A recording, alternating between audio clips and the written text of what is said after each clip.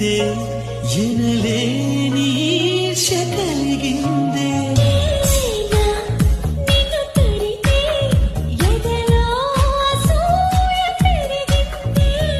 గాఢంగా గర్వంగా జోడి మనమే కట్టంగా ఏడే జన్మలు సరిపోవంట